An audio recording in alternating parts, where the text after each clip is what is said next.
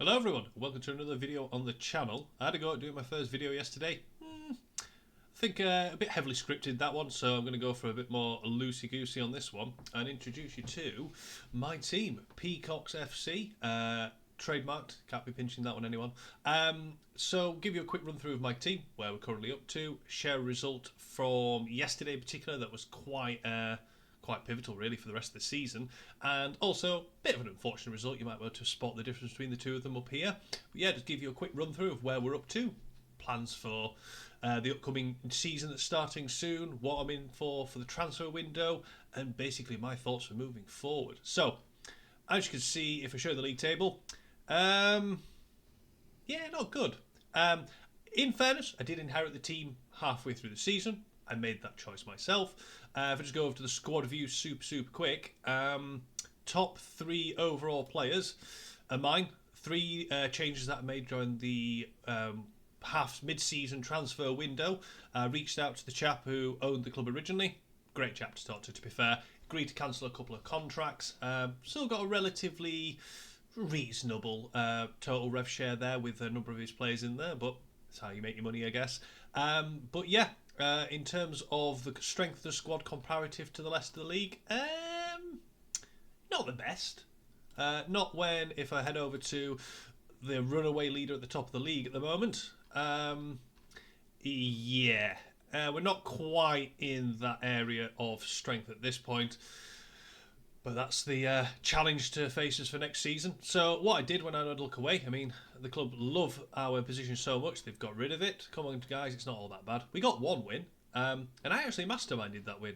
Managed to, if I'm really honest, do a bit of a smash and grab. Apologies to my opponents. They definitely outplayed us in that one. But where we've had real success this season is the Cup. Love the Cup structure. I love how it matches you up against similar strength opposition. A bit more level playing field. So if we just scroll down to where we were, here we go. Came in after I think it was 2 games on 2 wins. We did have one team that didn't seem to imagine their team, so it was a bit of a gimme every time we played them for everyone in this particular group. But masterminded a team to 3 wins, 1 loss. I would argue a very unfortunate loss, truth be told. Definitely had the better of the game. And it was a belting free kick. I think it was from Nep's team, as I recall, as well. So I'm pleased it helped Nep go through it either way.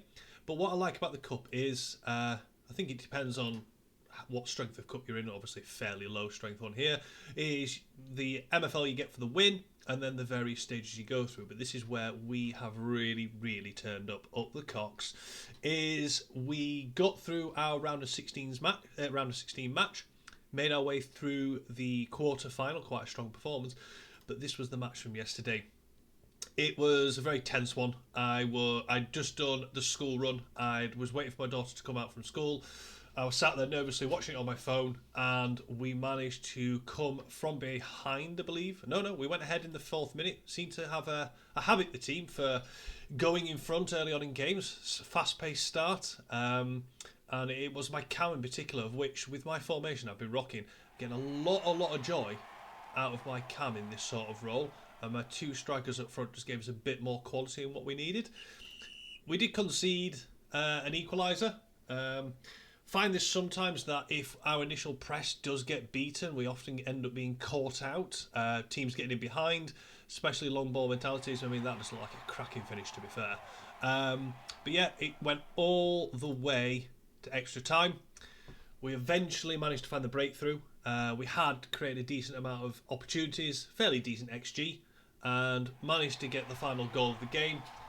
Nervy end of the game. I think we were running down to the clock towards the end of the game when I was scanning, taking all the time in the world in the going into the 103rd minute with 1 minute of added time. All the time in the world to sort of run the clock down, Spurs style, in the Europa League final, and eventually make our way through to the final. So we've already secured plenty of MFL, which with the rev share, more the merrier at this point. And we're going into the final now against Kroon's Foundation. I think it's next Tuesday, 27th. I'm sure that's next Tuesday. Yep, next Tuesday, come 27 minutes past 3. The Peacocks will be entering to their first chance of silverware, our first trophy opportunity, which after my short tenure, I'm rather happy with. Been doing a bit of scouting on my opposition already. I like to sort of see they're doing a much better job in making a much better fist of it in the league, as you can see here, but have a bit of an idea as to the strength of their squad, where they're up to. I would argue they've got, on paper, definitely a slightly stronger squad going into the final game. Been having a look at sort of formation they've been rocking on the regular, and I think it's a 4-1-2-1-2. Yeah, the narrow version of it. Getting a feel for how they're performing against various different formations as well. So, if I'm really honest, I do think I make them favourites for the final. Maybe just a shade. But the boys have upset the odds all the way to this point. We've been neck and neck with most of our opponents in terms of strength of teams. And we've just managed to keep eking out those performances. So hopefully we can keep that going. But going into next season, sort of been evaluating. Most of those players aren't mine. Only 3 of them are in the previous squad. Having a look at what I have got, what formation I want to play. Trying to make sure I've got a bit of tactical flexibility in case with the new engine it's not working as favourably. I have been testing it with my team's instructions, coming out victorious in about 2/3 of games, so I'm quite happy with that so far, including against more difficult opposition, must mind. But in particular, getting an idea for the strength of my squad. Definitely in the market for the centre back, I think. I have been scouting away both at players, putting on my own individual filters, getting a feel for, okay, not just an overall, but what do I want from my defenders. I like mine to have pace. I do like a decent amount of defence comparative to the rating they are at. And simply put, sort of looking for the bargains that are out there. Seeing what's on the market, what sort of positions they play, and what my money can get me for what I'm looking for. I usually filter by age, but I'm not going to go into that now. But the other thing I've been really thinking about, and I'd love people's input on this one, is I've got 35 players in my agency. Obviously, loaning is a possibility in the market as well, rather than buying a new player, because we've got rewards and things like that coming up. But I've been really fighting with myself, like, do I buy another club? Do I effectively buy a bit of a feeder club, a club where I can stick all my extra players in, develop them, the young talent, the players that can't quite get in the first 11 yet, or even in the rotation? Do I get a feeder club and put them in there? And if I do I want them to be a club that's currently competing now, so I can guarantee that little bit of MFL from the current performance of a club? Do I want to buy, for example, this one here, a club that's not part of a league at the moment, fairly fresh history other than the... Oh no, they've been around for a while with the looks. Okay. But they're not registered for a league this season. It looks like he's just looking to offload this club. Do I invest in another club? Or do I, given the size of my agency and necessarily maybe the quality of the players, do I look to invest in players instead? Maybe in the end of season pack drop of when, I think that is just over a week's time as I recall. Let's have another look. Yeah, rewards day in just over a week. No, it's slightly longer than a week than that date. The pack drop is Wednesday the 4th. Is that right? Yeah, Wednesday the 4th. It'll be 10 a.m. my time. But those go so quick. Only had one experience of them so far. I'm not sure what I think about the value of them. So it depends how lucky you get. But yeah, considering where I'm up to now, planning for next season, I'm not locking in contracts just yet. I want to wait until rewards, even though I know you can cancel them. I know I've been asked already by a user for one of my players if they could keep him again for next season. Again, I think I want to hang fire and find out and see how that goes. One thing I can't stop doing is just constantly checking player progression. I love this part of the game. So I know after last night's game, even though we lost the league game, which to be fair, we did have, if I'm really honest, we had the better of the game overall, if we go back to the results. Particularly the second half, we had the better of the game, but we just found ourselves 2-0 down really early on. Yeah, 28 minutes in, 2-0 down. And XG isn't everything, I get that, but we were creating chances. It's this bit, this one here. The shots off target, like Kosanovic, he's not like a high quality player. He was someone I actually packed mid-season. it was just someone to come in and add some more numbers here. The amount of missed chances, both him and Palmer.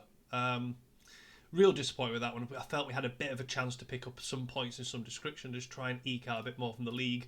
But yeah, the progression after last night's games. Backman over here got himself his first +1 after coming in the mid-season transfer window. Mr. Cooper, that I've just brought in recently, I really do like the look of this chap. He's got to that dreaded 54 overall, so now it's going to take an absolute age to get to 55, but tier breaker hopefully. And then I've just got a couple of people in on training, picking up a few things here. I have to say, this is by far one of the strangest sort of players I've ended up getting. I think I got him in my starter packs. Mr. Rangel, Dennis, centre mid, centre back, left mid. I don't know what he is. He's a bit of everything apparently, but master of none. And then little Almiron over here. I'm pretty sure he was a short chap. No, 6'1". I'm thinking of someone else. But yeah, I love checking the progression after training every game. I like sitting here in an evening, checking out the schedule and going, okay, players out on loan, who's actually starting, how did they perform, how's that helped progression. So yeah, really looking for anybody's input as to what you would suggest I do for next season in terms of getting prepared. Really open to suggestions. If you find this and you are new to MFL, I'm going to keep plugging this because, well, why not? I will include my referral code in today's video description. Feel free to get yourself signed up today.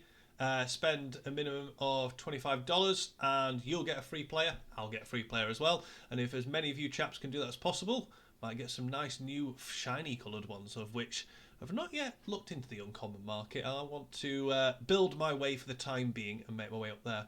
But yeah, if you enjoyed today's video, just give me a quick like. I'm going to be sharing around the socials. Feel free to get in touch. Happy to chat anything MFL. And yeah, I'll speak to you soon. Bye.